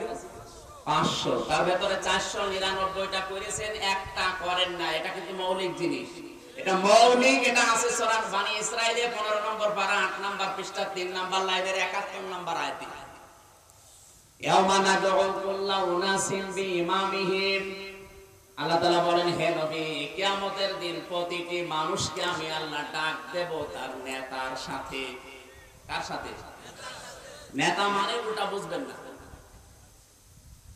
কিয়ামতে প্রতিটি মানুষকে আল্লাহ ডাকবে তার নেতার সাথে, কাউকে আল্লাহ একা ডাকবে না। প্রথমে প্রত্যেকটি মানুষকে নেতার সাথে যদি ডাক দেয়, আপনার বিবেকে কি বলে? যে লোকটা আল্লাহ রাসূলের আদর্শ মেনে চলে না, আপনি যদি তার নেতৃত্ব মেনে দুনিয়ায় চলেন, কিয়ামতে তার সাথে যদি আপনাকে আল্লাহ দেখে, আপনি নিজে বলেন তো আল্লাহ কি আপনাকে মাফ করবে? এই জিনা মানে এখনই যদি বলেন জিনা তো ধরা খাবে না। এখনই বলছেন যে জিনা, তাহলে ধরা খাবেন না। এরপরেও যদি আপনার হুঁশ না ফেরে, এতে কবে ফিরবে আবার? এই জন্য আল্লাহ আতিউ শব্দটা কিন্তু দেখবেন কোরআনে যেখানে আল্লাহ নিজের নাম দিয়েছেন, আতিউ দিয়েছেন, রাসূলের নাম দিয়েছেন, আতিউ দিয়েছেন, এরপরে আর যাদের নাম আছে সে যেই হোক তার নামে আর আতিউ নেই। আমি হয়তো কথা বোঝাতে পেরেছি। তাহলে কোরআনে তিনটা বিষয় আমি পেয়েছি, একটার সাথে আরেকটা রিলেটেড। তার ভেতরে এক নম্বরে যেখানে ইতাআতের কথা সেখানে আল্লাহর নাম আর রাসূলের নাম, সেখানে ইবাদতের কথা বিশেষ করে শুকরিয়া আদায় করার কথা সেখানে দেখবেন আল্লাহ নিজের নাম দিয়েছেন, এরপরে আর রাসূলের নাম দেয়নি। শুকরিয়া আদায় করার কথা আসলে আল্লাহ দিয়েছে মার বাবার নাম। না আপনি শুনছেন না? এই ছেলে কি বারবার কি করে এখান থেকে বুঝবে না, বাইরে যে চার দোকানে বসে বসে গেবত করে কি বলে গেল বুঝলো। ইতাআতের ক্ষেত্রে আল্লাহ রাসূলের দুইজনের নাম পেয়েছি, একটার সাথে আরেকটা রিলেটেড। কেউ একটা মানে আরেকটা মানে না, আল্লাহ বলেন যেন প্রথমটা মানে না। আর শুকরিয়া আদায় করার কথা যেখানে, সেখানে কিন্তু ইবাদতের কথা। সেই জায়গায় আল্লাহ নিজের নামের পরে আর রাসূলের নাম আপনি কোরআনে পাবেন না। যেখানে শুকরিয়া আদায় করো, নত হও এই কথা আছে, সেখানে আছে আল্লাহর নামের পরে মার বাবার নাম। কোরআন আমি নিজে ছোট্ট জীবনে পড়েছি, আনিশ করলি ওয়ালিদাইকা। আল্লাহ বলেন আমার শুকরিয়া আদায় করো আর মা বাবার শুকরিয়া আদায় করো। আল্লাহর নামের পরে কার নাম? রাসূলের শুকরিয়া আদায় করো এই কথা আছে নেই। সুতরাং কোন মানুষ যদি আল্লাহর শুকরিয়া আদায় করে, আল্লাহর ইবাদত করে, কিন্তু মা বাবার শুকরিয়া আদায় করে না, তাদের খেদমত করে না, সে যেন আল্লাহর ইবাদত করে না।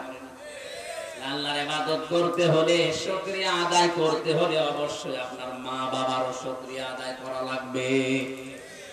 তৃতীয় নম্বরে যেখানে আল্লাহ নামাজের কথা দিয়েছেন, সঙ্গে সঙ্গে লাগিয়ে দিয়েছেন যাকাতের কথা।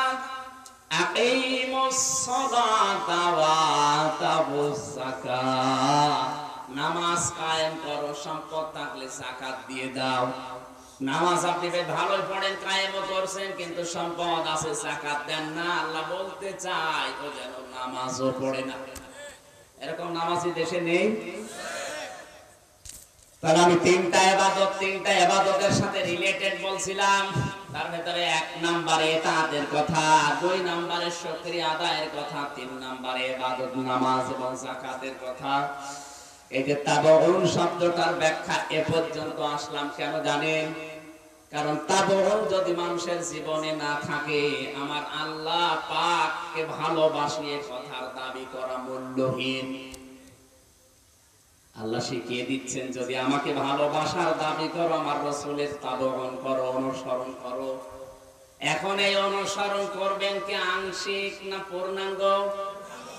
জবাব দিন। ফাত্তাবিউনি একালিফ টান আছে, আমার অনুসরণ করে দেখাও। এখন আমার যে অনুসরণ করবা এটা কিন্তু আংশিক না, এটা পূর্ণাঙ্গ হওয়া লাগবে। আর পূর্ণাঙ্গ অনুসরণ যদি আমার আল্লাহ তোমার ভেতরে দেখে, কি করবে আল্লাহ জানো?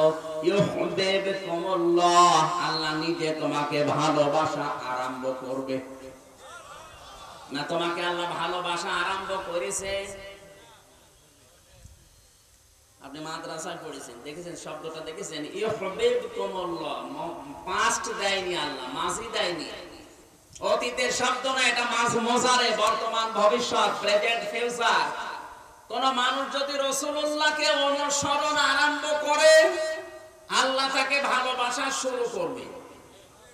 আর এই অনুসরণ কিন্তু আংশিক না পূর্ণাঙ্গ? বলেন। তাহলে এখন থেকে যারা রাসূলকে অনুসরণ আরম্ভ করেননি, আপনি যদি আকাশ দিয়ে উড়িয়েও যান, আল্লাহ আপনাকে ভালোবাসা শুরু। কথা বুঝতেছে? আর আল্লাহ যদি কাউকে ভালোবাসা আরম্ভ করে তাকে দুইটা জিনিস দান করে। কয়টা?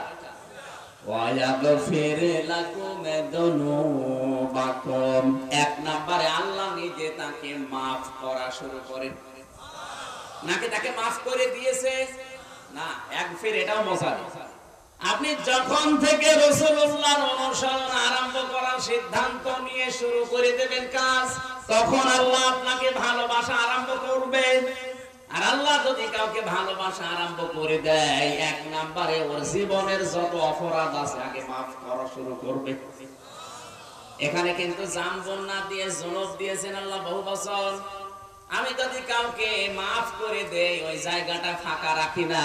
ফাউলাইকা ইউবাদদিলুল্লাহু সাইয়্যাতিহিম হাসানাত। শব্দটা খেয়াল করেছেন? সাইয়্যাত বহু বচন, হাসানাত বহু বচন। সূরা ফুরকান 19 নাম্বার পারা 5 নাম্বার পৃষ্ঠা 3 নাম্বার লাইনের 70 নাম্বার আয়াত শেষের দিকে আছে।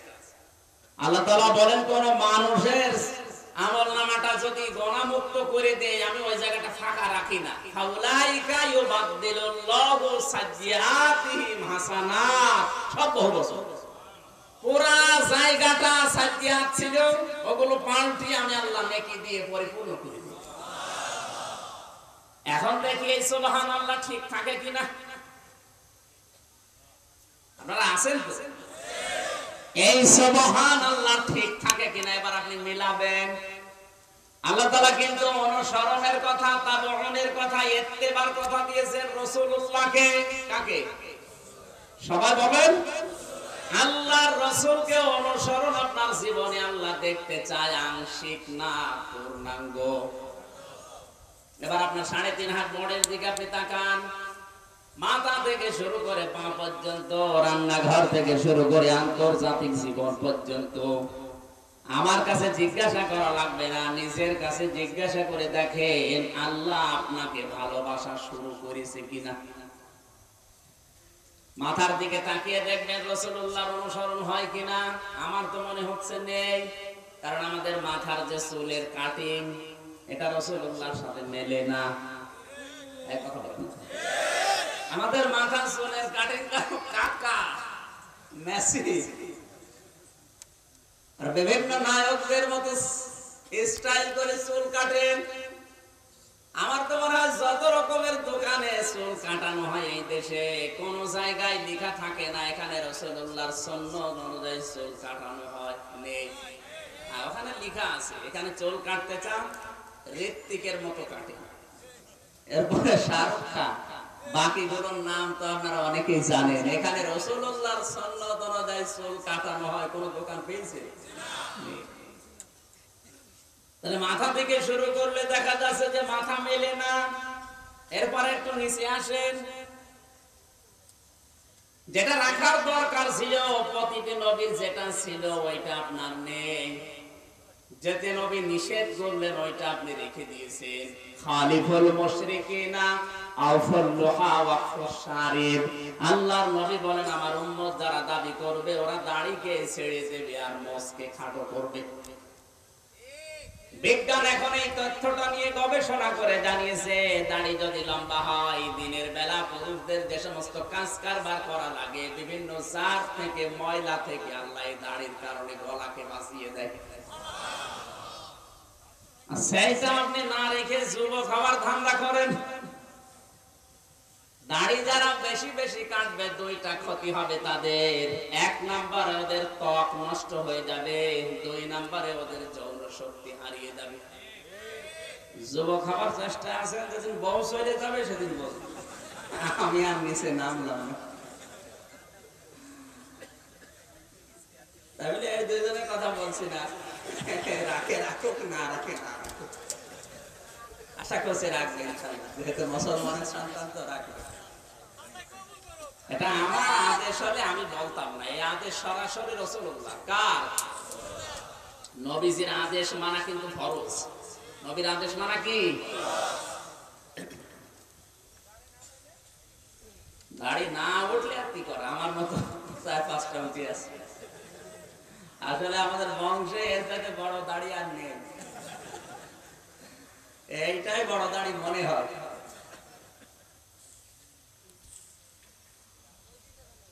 মোষ যারা রাখেন, মোষের পানি খেলে আমরা মনে করি অনেকে যে মাকরুহ হয় নাকি? না, শুধু এতটুকুই না, আপনার নাক দিয়ে প্রতিনিয়ত যেটা আসছে কার্বন ডাই অক্সাইড, এটা কিন্তু মোষ বড় থাকলে ধাক্কা লাগে। এই জন্য মোষ খাটো করার ভেতরে বৈজ্ঞানিক অনেকগুলো তথ্য লুকিয়ে আছে। কিছু কিছু মানুষ, আমার বিশেষ করে কুষ্টিয়ার লালন শাহর মাজারে যারা খাদেম হিসাবে আছে, ওর যে মোষ মনে হয় ও হাসে না কাঁদে, ও চিন্তা করার কোনো বোঝা যাবে না। আর রাতের বেলা হলে তো লাইট মারা লাগবে। মোষ যারা রাখেন মোষ গুলো ছোট করে, অন্তত সাইজ মতো করে রাখেন, একেবারে চেঁচে ফেলার দরকার নেই, সাইজ মতো করে রাখেন। একদম চেঁচে ফেললে ওই ত্বকটা পুরুষের নষ্ট হয়ে যায়। পুরুষ এবং মহিলাদের ত্বকের কিছু পার্থক্য আছে। মেয়েদেরকে আল্লাহ দাড়ি আর মোষ দেয়নি। কেন দেয়নি? মেয়েদের যে চেহারার কাটিং, আর ওদের যদি আল্লাহ দাড়ি মোষ দিত তাহলে আপনি আদর করতেন। আরো নিচে নামবো, ঠিক আছে। আরো অনেকগুলো কারণ আছে, যেহেতু অনেক মুরব্বী আছে এজন্য আর বললাম না।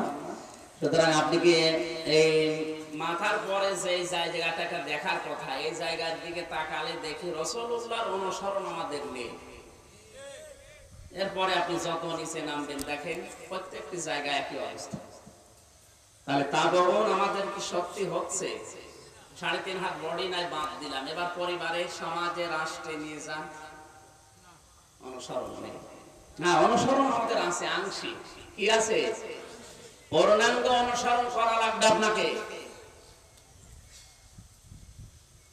কোরআনে কারিমে সূরা আহজাবের 57-58 নম্বর আয়াত আল্লাহ তাআলা বলেন, ইন্নাল্লাযীনা ইউযুনাল্লাহা ওয়া রাসূলাহু লা'আনাহুমুল্লাহু ফিদ দুনিয়া ওয়াল আখিরাহ ওয়া আ'আদ্দা লাহুম আযাবাম মুহিনা। সূরা বলেন আল্লাহু আকবার। একটু ভালো করে শুনুন ব্যাখ্যাটা। সূরা আহজাব 22 নাম্বার পারার 5 নাম্বার পৃষ্ঠার 7 নাম্বার লাইনের 57 নাম্বার আয়াত এটা, নিশ্চয় যারা আল্লাহ এবং তার রাসূলকে কষ্ট দিচ্ছে, দেবে, লা'আনাহুমুল্লাহু ফিদ দুনিয়া ওয়াল আখিরাহ, দুনিয়া আখিরাতে আল্লাহ নিজে তাদের উপরে বরদোয়া দেন, লানত করেন। জোরে বলেন নাউজুবিল্লাহ। এ পর্যন্ত আল্লাহ শেষ করেননি, ওয়া'আদ্দা লাহুম আযাবাম মুহিনা, তাদের জন্য অপমানজনক শাস্তি আল্লাহ রেডি করে রাখেন। জোরে বলেন নাউজুবিল্লাহ। এবার আসেন তো ব্যাখ্যা করি আয়াতটার। নিশ্চয় যারা আল্লাহ এবং তার রাসূলকে কষ্ট দিচ্ছে, দেবে। রাসূলুল্লাহকে কষ্ট দেওয়ার অর্থ আবার তিনটা। এক নম্বরে নবীজি যেটা বলেন নাই ওইটা যদি কেউ নবীর নামে বলে চালিয়ে দেয় তাহলে নবীজি কষ্ট পান। দুই নম্বরে আল্লাহর নবী যে কাজ করেননি ওই কাজ যদি কেউ রাসূলুল্লাহর নামে করে চালিয়ে দেয় তাহলে আল্লাহর নবী কষ্ট পায়। তিন নম্বরে বিশ্ব নবীর সম্মান নিয়ে কোন মানুষ যদি সিনিমিনি খেলে, আল্লাহর নবীর দিকে যদি অপমানের তীর কেউ নিক্ষেপ করে, আল্লাহর নবী কষ্ট পান। আর এই তিনটা এখন বিশ্বে বেশি চলছে। আপনি দেখবেন অধিকাংশ জায়গায় নবীজি যেটা বলেন নাই ওই কথা বলে ওয়াজ করা হয়। এই মিলাদুন নবী পালন করতে গিয়ে আল্লাহর নবী যেটা জন্মের সময় হয়নি আন্দাজে নবীর নামে বানিয়ে চালিয়ে দিচ্ছে। অথচ আল্লাহর নবী যেটা করেছিলেন ওইটা কিন্তু নেই। এই রবিউল আউয়াল মাসে জন্ম হয়ে বিশ্ব নবী যেটা করেছিলেন তার অন্যতম আল্লাহর নবী মুহাম্মদুর রাসূলুল্লাহ তার দোদমা হালিমার কোলে বসার পরে তিনি স্তন দিলেন। সিরাত ইবনে হিশামে পাবেন। হযরতে হালিমা বলেন, আমি যখন তাকে ডান স্তন দিলাম তিনি পান করলেন, বাম স্তন দিয়েছি তিনি মুখ বের করে দিলেন। হযরতে হালিমা বলেন, আমি তিনবার তাকে দিয়েছি স্তন, তিনবারই মোহাম্মদ বের করে দিয়েছে। চোখের ইশারা দিয়ে যেন আমাকে বোঝাতে চায়, মা হালিমা জোর করেন কেন? ডান স্তন আমার অধিকার ছিল, আমি পান করেছি। বাম স্তন এটা আমার অধিকার না, এটা আমার দুধ ভাই আব্দুল্লাহর অধিকার। আমি জানি আপনার আর একটা সন্তান আছে, দুনিয়াতে আমি ভাইয়ের হক নষ্ট করার জন্য আসি না, এসেছি ভাইয়ের হক ফিরিয়ে দেওয়ার জন্য। বাংলার মুসলমানেরা এই রবিউল আউয়ালে জন্ম নিয়ে নবীজি মায়ের কোলে বসে ভাইয়ের হক নষ্ট করেননি, আরো ফিরিয়ে দিয়েছেন। আর আমরা তার উম্মত দাবিদার, যত বড় হই তত ভাইয়ের হক মারার জম হই। কিসের রবিউল আউয়াল পালন করছেন আপনি? এর নাম রবিউল আউয়াল।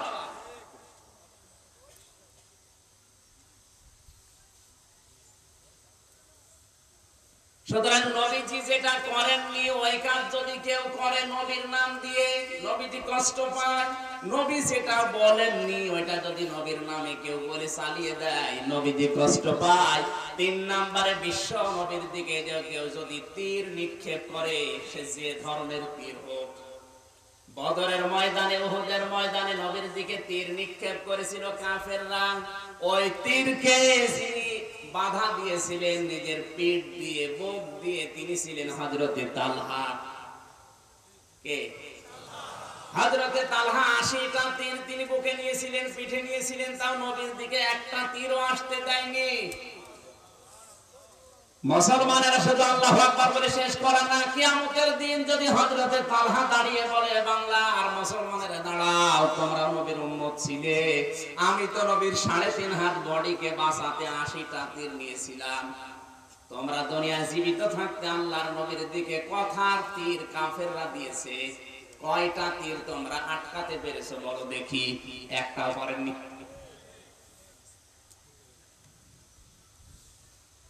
বাংলাদেশের এই ভাবখানা দেখে এখন আমার মনে হচ্ছে 96% এই মুসলমানের দেশে। আমার তো যতটুকু মনে হচ্ছে এই দেশে নবী মনে হয় শুধু চরমনাই পীরের মুরিদের আর হেফাজতে ইসলামের আর জামাত ইসলামের। আর বাকি যারা রাজনৈতিক দলে আছে, সাধারণ জেনারেল, ওদের নবী না, ওদের দরকারও নেই।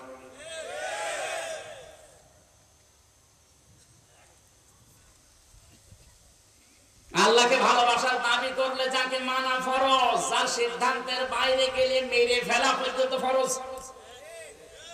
হযরতে ওমরের জামানায় বিশ্ব নবীর শুধু রায় মানে না, একটা মুসলমান নামধারী মুনাফিক তাকে হত্যা পর্যন্ত করে ফেলেছে। কথা বলেন না এই দেশে। এই জন্য যারা আওয়ামী লীগ করেন, বিএনপি করেন, জাতীয় পার্টি করেন, তারাও যেহেতু নবীর উম্মত, আপনাদেরকে বলছি এদেশের নবী শুধু চরমনাই পীরের মুরিদের না, শুধু হেফাজতে ইসলাম, জামাত ইসলামের না। আপনাকেও কিয়ামতে নবীর সুপারিশের মুখাপেক্ষী হওয়া লাগবে, নয়তো আপনি ইবাদত দিয়ে জান্নাত পাবেন না। আপনাদের পক্ষ থেকে অন্তত বিশ্ব নবীর পক্ষে কর্মসূচি দেওয়া দরকার। দেখি না তো 8-10 দিন হয়ে গেল, কোনো কর্মসূচি তো দেন না।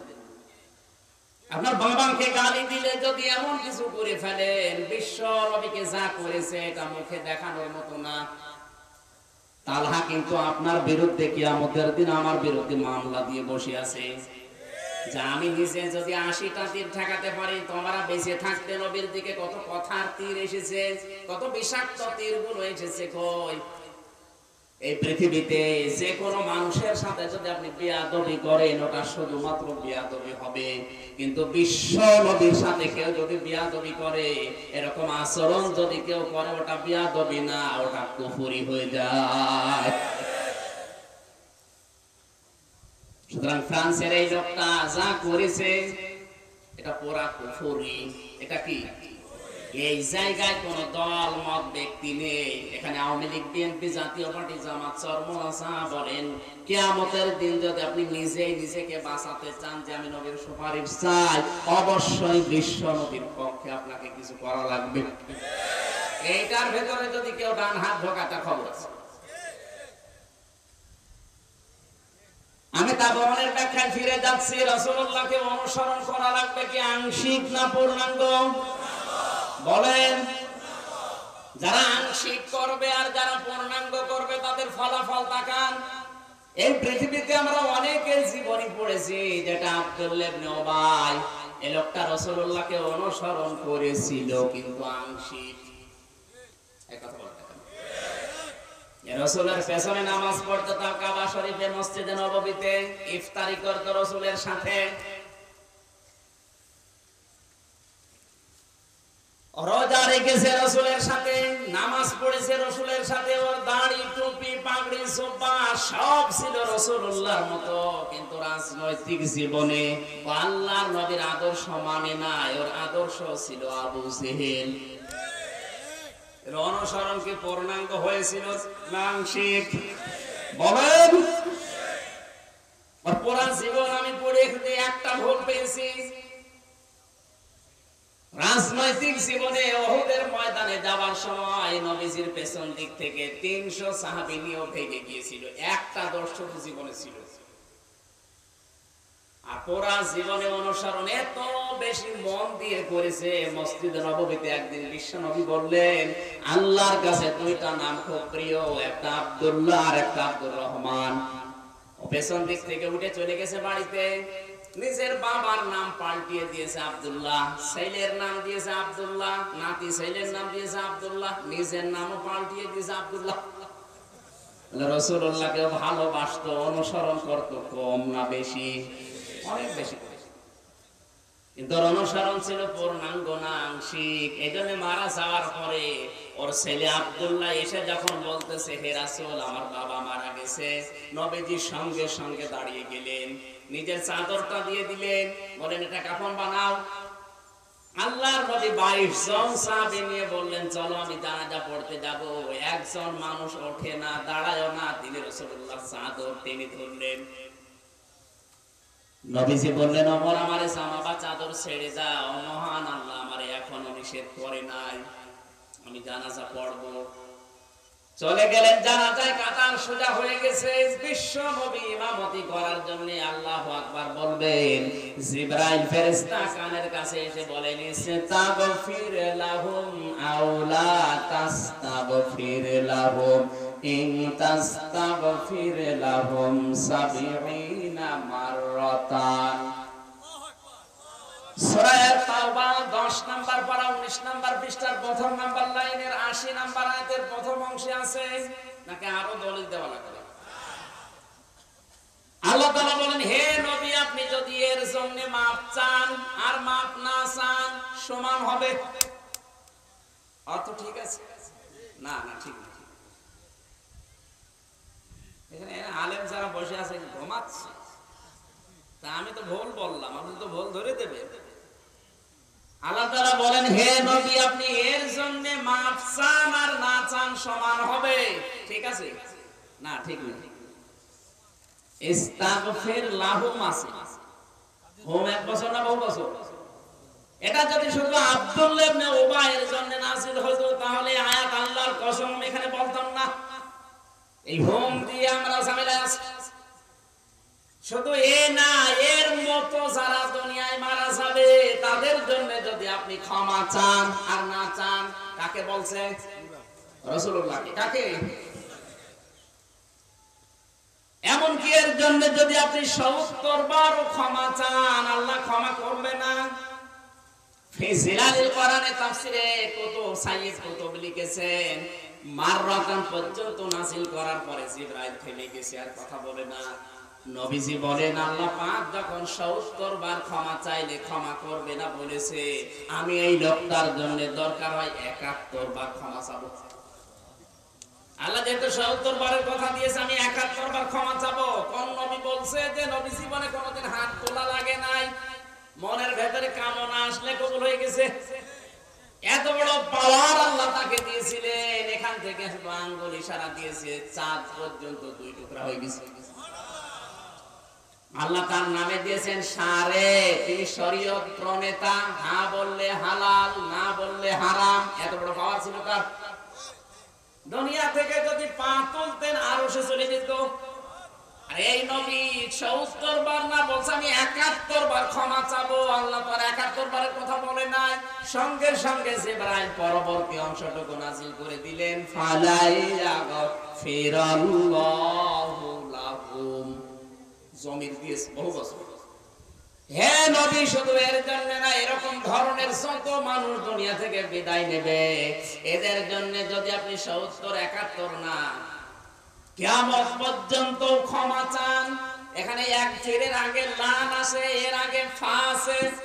মজারের আগে লান আসলে অর্থ হয় পশ্চিম কালেও হবে না। গ্যারান্টি দিয়ে বলছে কে? যিনি দোয়া কবুল করবেন তিনি যদি বলেন এর জন্য ৭১ বার না, কিয়ামত পর্যন্ত আপনি নবী দোয়া করলেও কবুল হবে না। সেখানে আমির হামজার কোন সিন আছে? কার ভরসায় বসে আছেন আপনি? এই লোকটার অনুসরণ ছিল না তা না, ছিল, কিন্তু কি এক কথা বলেন না কেন? আজ যদি আমাদের অনুসরণ এরকম আংশিক হয়, আর আমার জন্য যদি পুরা গাজীপুরের হুজুররা মিলে দোয়া করে, কবুল হয়ে তো বসে আছে।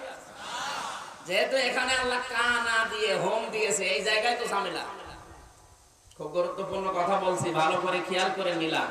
আপনার কবরে কেউ যাবে না, আপনাকে যাওয়া। এতটুকু বলে যদি আল্লাহ বক্তব্য বন্ধ করে দিতেন, তারপরও আল্লাহর কসম করে বলছে আমি এত পড়তাম না। এর ৩টা আয়াত পরে কথা আরো কঠিন।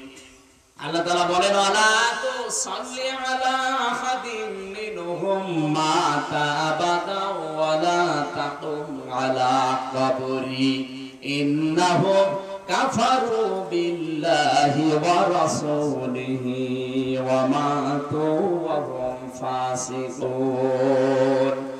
হে নবীর জানাজা তো দূরের কথা, এর কবরের পাশে আপনি দাঁড়াবেন না।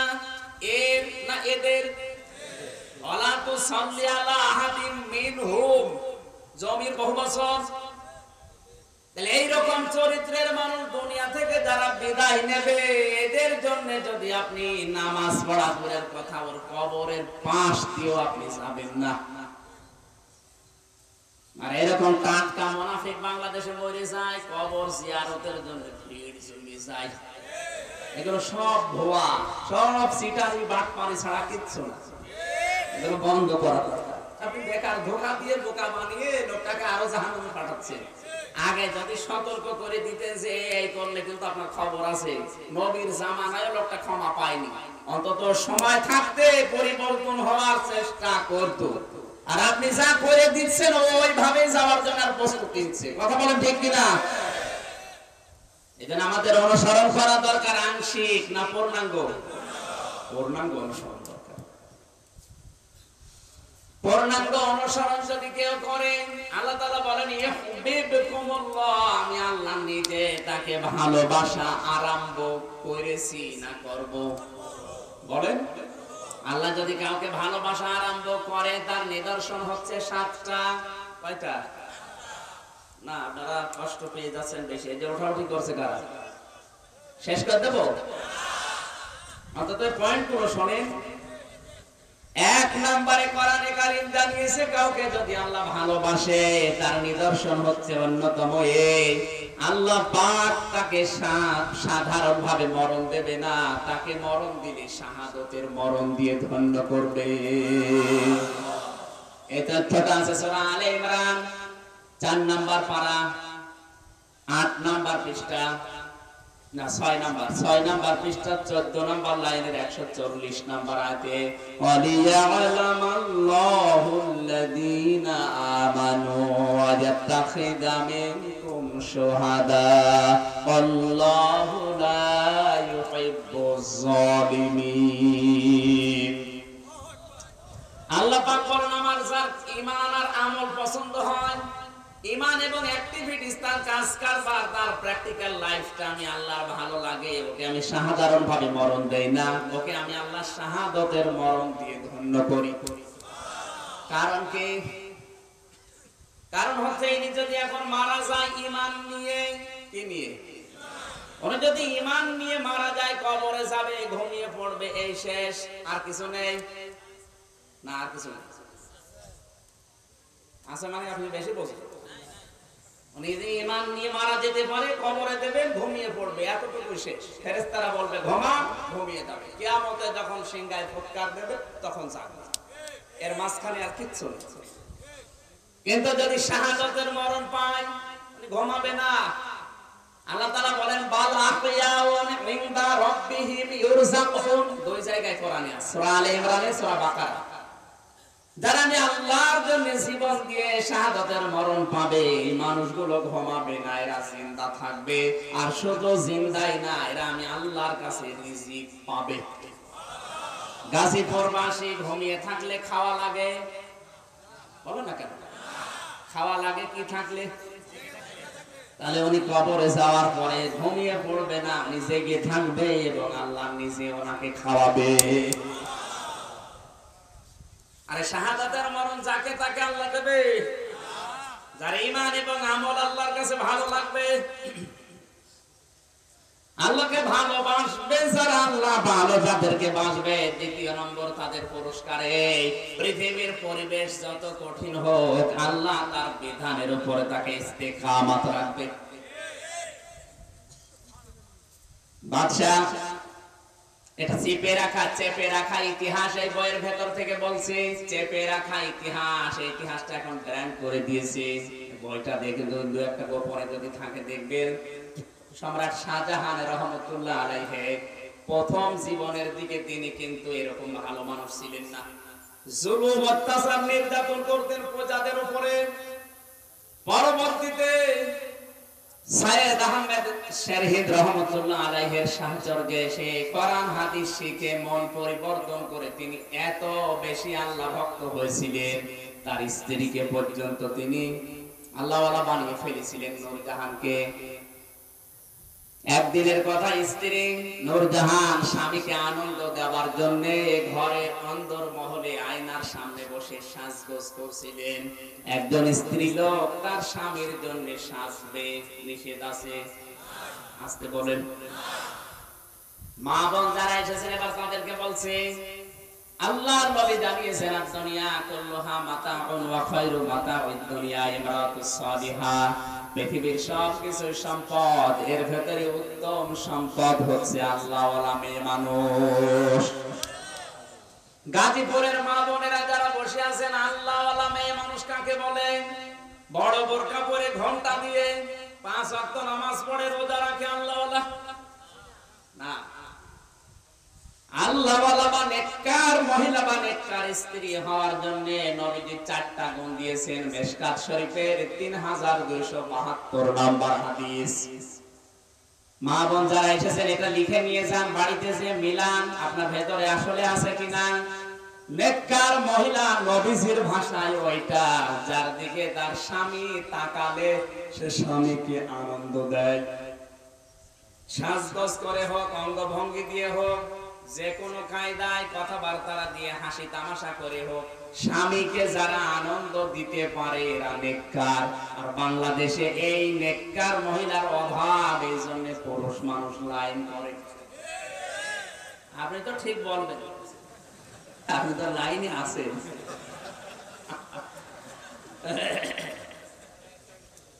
না সম্মানিত মা বোনেরা, আপনাকে আল্লাহ যা দিয়েছেন আপনার স্বামীকে কন্ট্রোল করা সম্ভব। স্বামীর জন্য এটা উজাড় করে দেন না, এই জন্যই তো পরকীয়া প্রেম করে। এই কথার সাথে আপনি একমত আছেন না? জোরে বলেন, আমাদের পক্ষে বলছি। নেককার হওয়ার 1 নম্বরে গুণাবলী মা বোনদেরকে বলছি, স্বামী আপনার বাড়িতে যখনই আসবে কাজ কারবার করে, অফিস আদালত থেকে ব্যবসা বাণিজ্য করে, আপনি স্বামীর জন্য সাজগোজ করবেন তাকে আনন্দ দেওয়ার জন্য। এটা নেককার মহিলার 1 নম্বরে গুণ। এটা না থাকার কারণে আমাদের অনেকের পরিবার আজ জাহান্নামের টুকরা হয়ে যাচ্ছে।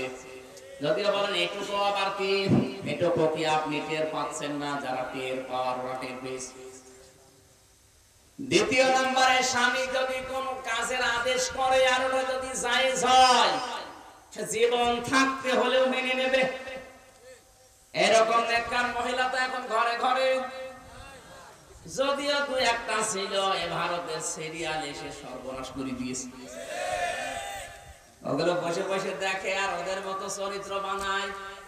ওদের যেমন স্বামীর সাথে মিল নেই, স্বামীর কথা মানার কোন তোয়াক্কা নেই, ঠিক ওই সিরিয়াল দেখি ওইটাই করছে। সবচেয়ে বেশি ক্ষতি হয়েছিল তুমি আসবে বলে কি, এই যে রাহুল আর নন্দিনী, মনে করছেন হুজুর কিছু জানে না, সব আমার আয়ত্তে আছে। এই রাহুল আর নন্দিনীর ভেতরে মিল আছে। ওর স্বামীকে যেভাবে তোয়াক্কা করে না, অধিকাংশ মেয়েরা ওই চরিত্রটা নিজেদের ভেতরে আজ নিয়েছে। একে নেককার মহিলার গুণাবলী। মা বোনেরা যারা এসেছে আপনার সবচাইতে বড় পীর বিয়ের পরে আপনার স্বামী। এমনকি স্বামীর আদেশ ছাড়া কেউ মারা গেলে সেখানে বাবার বাড়ি দেখতে যাওয়া জায়েজ নেই। আর মারা যাওয়া না, হুকুম করুক আর না করুক, আগে দৌড়ে যায়। দ্বিতীয় নম্বরে গুণাবলীর ভেতরে পেয়েছি, আল্লাহর নবী বলেন নেককার মহিলা ওইটা স্বামী যে পুরুষকে পছন্দ করে না এরকম কোন মানুষকে সে ঘরের ভেতরে আসতে দেয় না। অথচ অনেক মহিলা শুধু স্বামী বাইরে যেতে দেরি, বাকি যা আল্লাহ ভালো জানে। 4 নাম্বার গুণাবলীর ভেতরে পেয়েছি, নবীজি বলেন ওইটা তো নেককার মহিলা, ওর জন্য জান্নাতের 8টা দরজা আল্লাহ খুলে রাখবে। প্রতিটি দরজা ওই মহিলাকে নিজের দিকে আহ্বান করবে। স্বামী যেটা পছন্দ করে ওই মহিলা ওইটা পছন্দ করে, যদি ওটা জায়েজ হয়। এখানে আমি নিজের স্বামী সহ যত স্বামী বসে আছে প্রত্যেকটা স্বামীর পক্ষ থেকে বলছি, প্রতিটি স্বামী আমরা চাই বিয়ের পরে আমার মা বাবা যেন আমার সাথে থাকে, কিন্তু অধিকাংশ বউ এটা চায় না। কার কার বউ চায় না হাত তোলেন তো। একজন শুধু, তাহলে ওয়াজ করি আর কি করবো, মোনাজাত করি। তা হাত তুলেছে মুরব্বী মানুষ, ওর আলাদা হবে কার সাথে? না, আমি হাসির খোরাকি দেই। সম্মানিত মা বোনেরা, বাংলাদেশের স্বামীরা তার শ্বশুর শাশুড়িকে যেই মন নিয়ে যেই নজরে দেখে, পুত্রবধূ গুলো যদি শ্বশুর শাশুড়িকে ওই মন নিয়ে ওই নজরে দেখতো তাহলে এই দেশে কোনো সন্তানের আলাদা হওয়া লাগতো না। বলেন, আপনি নিজের মা বাবা নিজের আত্মীয় স্বজনের প্রতি যেভাবে খেদমত দুর্বল যেভাবে খরচ করতে উদ্বুদ্ধ করেন স্বামীকে, স্বামীর মা বাবা তার আত্মীয় স্বজনের প্রতি যদি এরকম কিছু একটা করে দেখাতে পারতেন, স্বামীরও মন পেতেন, নেককার মহিলার তালিকায় থাকতে পারতেন। মেয়েরা আমাকে দেখতে পারে না শুধু এই কারণে, যা মিজানুর রহমান আজহার কি ভালোবাসে আমাদের, আর এই হুজুর শুধু আমাদেরকে নাড়ানাড়ি করে।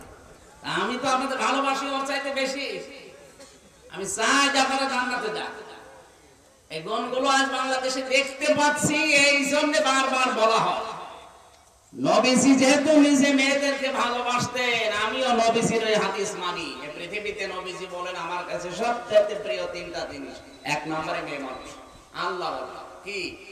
আর আল্লাহওয়ালা মেয়ে মানুষ হওয়ার জন্যই তো এই গুণ লাগবে। স্বামী যেটা পছন্দ করে ওটা যদি জায়েজ হয়, আপনার ক্ষতি হলেও ওইটাকে আপনার পছন্দ করা লাগবে। নাই শুধু নামাজ পড়ে রোজা রেখে কালো বোরকা পরে ঘুরঘুর করে ঘুরবেন আর মনে করবেন আমি নেককার, সম্ভব না। আমি তো নিজের স্বামী বলছি, আমার বাস্তব অভিজ্ঞতায় প্রতিটি স্বামী চাই বিয়ের পরে যেন আমার মা বাবা আমার সাথে থাকে। এরকম চাই না, কিন্তু অধিকাংশ স্ত্রী এটা চায় না। এই কারণে বাধ্য হয়ে শেষ পর্যন্ত বৃদ্ধাশ্রমে পর্যন্ত রেখে আসি। গত বছরে রাঙ্গামাটিতে পেয়েছিলাম কলেজের এক অধ্যাপক, ওর মাকে রেখে এসেছে বৃদ্ধাশ্রমে। কর্তৃপক্ষ আমার বলছে হুজুর বৃদ্ধাশ্রম দেখবেন, যে দেখি ওর মা ওর হাত ধরে সকাল 8টা না 9টার দিকে কাঁদতেছে। কি কাঁদেন কেন? ছেলেকে বলছে বাবা আমি যখন মারা যাব তখন আমার মাথার উপরে এই ফ্যানটা তুই পাল্টিয়ে দিবি। ছেলে বলছে মা তুমি তো মারা যাবে, তখন আবার ফ্যান কি হবে?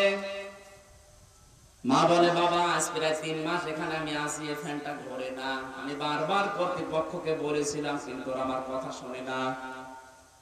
আমি বাস্তবে 3 মাস এসে যা পেয়েছি আমার মন ডেকে বলছে কিছুদিন পরে তোর সন্তান তোর এখানে রেখে যাবে, কিন্তু তোর তো ফ্যান ছাড়া ঘুম হয় না, ছোটবেলা থেকে তোকে হাওয়া ছাড়া আমি ঘুমাতে পারিনি, সুতরাং তোর কষ্ট হবে। তোকে আগে থেকে আমি অভিজ্ঞতা জানালাম, ফ্যানটা তুই আমার মরণের পরে পাল্টিয়ে দিবি, তোর কষ্ট কম হবে। এই অবস্থায় দেখলাম আমার হাতের উপরে ওর মা মারা গেল। মায়ের পা জড়িয়ে হাও মাও করে কেঁদে বলছে হুজুর এই দোষ শুধু আমার একা না, এই দোষ আমার বোন। 3 মাস আগে আমার বউ আমাকে আদেশ দিয়েছে এই বুড়ি যদি বাড়ি থাকে আমি তোমার ভাত খাবো না। আমার 3টা ছেলে মেয়ে, তাদের মুখের দিকে তাকিয়ে আমি তালাকও দিতে পারি না, বাধ্য হয়ে আমার মাকে আজ এখানে রেখে গিয়েছিলাম, মা আজকে আমার মারা গেল, দুনিয়ায় এখন আমার নাম ধরে ডাকার মতো আর কেউ নেই। গাজীপুরবাসী, আমার তো মনে হচ্ছে শুধু কলেজের অধ্যাপক না, এখানে অনেক মুরব্বী বসে আছে যারা তার সন্তানের কাছে আর পুত্রবধূর কাছে ওই রকমই। নাকি একটু বেশি বলে ফেললাম? সম্মানিত মা বোনেরা, না আপনি নেককার হতে চাইলে এই যে 4টা গুণ বললাম, মিশকাত শরীফের 3272 নম্বর হাদিস, যদি বিশ্বাস না হয় বাড়িতে যে মিলিয়ে দেখবেন আপনি আসলে নেককার কিনা। সম্মানিত ভাইরা, আমি অন্তত ইতিহাসের যে শিক্ষাটা ওটা বলছি। শেষ পর্যন্ত একটা উনি সাজগোজ করছিলেন ঘরের ভেতরে মন্দর মহলে স্বামীকে আকৃষ্ট করার জন্য। এক পাগলা মাথা টান এরকম একটা প্রজা ঘরের ভেতরে পর্যন্ত এসে শেষ পর্যন্ত উনি তীর নিয়ে একটা ঘরের ওই যে বারান্দায় বসে তীর নিক্ষেপ করার জন্য কি যেন খেলছিলেন। হঠাৎ করে একটা তীর হাত থেকে আকস্মিক ভাবে বেরিয়ে এই পাগলা যে ঘরের ভেতরে আসছিল তার বুকের ভেতরে লেগে যায়, সঙ্গে সঙ্গে বিষাক্ত তীরের কারণে মারা যায়। বিচার দেয় তার আত্মীয় স্বজন যারা আছে। বাদশাহ জাহাঙ্গীর রহমতুল্লাহ আলাইহি মুফতিদের যে ফতোয়া বোর্ড ছিলেন তাদের কাছে ফতোয়া নিয়ে শেষ পর্যন্ত রায় দিলেন। কোরআনে কারীমের সূরা বাকারা 178 নম্বর আয়াতে, ইয়া আইয়ুহাল্লাযীনা আমানু কুতিবা আলাইকুমুল কিসাসু ফিল কাতলা আল হুররু বিল হুররি ওয়াল আবদু বিল আবদি ইলা আখির আয়াত। ইমানদারেরা, তোমাদের উপর আমি লিখে দিলাম কিসাসের এই বিধান, কেউ যদি কাউকে হত্যা করে এই হত্যার বদলে তাকে হত্যা করা লাগবে, বিধান আল্লাহ লিখে দিয়েছে। এত ভালোবাসতেন নিজের স্ত্রী নূরজাহানকে, আদেশ পাওয়ার পরে তিনি পাহাড়ের মতো অটল হয়ে আছেন, না আমি আল্লাহর বিধানের বাইরে কিচ্ছু করতে পারবো না। বারবার স্ত্রী বলছিলেন দেখেন কিছু করা যায় কিনা, শেষ পর্যন্ত বললেন না আমার কিচ্ছু করার নেই। আমি এ কথা পর্যন্ত আসলাম কেন? কোন মানুষ যদি আল্লাহকে ভালোবাসিয়ে দাবি করে রাসূলের অনুসরণ পূর্ণাঙ্গ করার মাধ্যমে আল্লাহ তাকে যে ভালোবাসে তার প্রমাণে, এক নম্বরে তাকে মরণ দিলে শাহাদাতের মরণ দেয়, দ্বিতীয় নম্বরে তাকে আল্লাহ তার বিধানের উপরে টিকে থাকার জন্য শক্তি এবং সাহস ইস্তেকামাত আল্লাহ নিজে দান করে। এই লোকটার অনুসরণ আল্লাহ রাসূলের হওয়ার কারণে আল্লাহ তাকে তার বিধানের উপরে টিকে থাকতে সাহায্য করেছিলেন, নিজের স্ত্রীকে পর্যন্ত হত্যার রায় দিয়ে দিলেন, যদিও পরবর্তীতে হত্যাটা করা লাগে না। কারণ কোরআনের বিধান হচ্ছে এই মৃত ব্যক্তির আত্মীয় স্বজন যদি দিয়ত নিয়ে মাফ করে দেয়, জরিমানা নিয়ে মাফ করে দেয়, তাহলে হত্যার বদলে আর হত্যা করা লাগে না। শেষ পর্যন্ত পাগলের যারা আত্মীয় স্বজন ছিল টাকা পয়সা নিয়ে নূরজাহানকে মাফ করে দেয়। আমার এখানে শিক্ষা দেওয়ার বিষয়, আল্লাহর রাসূলকে পূর্ণাঙ্গ অনুসরণ করলে আল্লাহ তাকে ভালোবাসে। ভালোবাসার অন্যতম নিদর্শনে তাকে আল্লাহ তার বিধানের উপর টিকে থাকার ক্ষমতা দেয়। আল্লাহ রাব্বুল আলামিন বিশ্ব নবীকে এভাবে অনুসরণ করে এই যে পুরস্কারগুলো যেগুলো বলছিলাম এগুলো অর্জন করার তৌফিক আমাদেরকে যেন দান করেন। আমিন। বারাকাল্লাহু লানা ওয়া লাকুম ফিল কোরআনিল আযীম।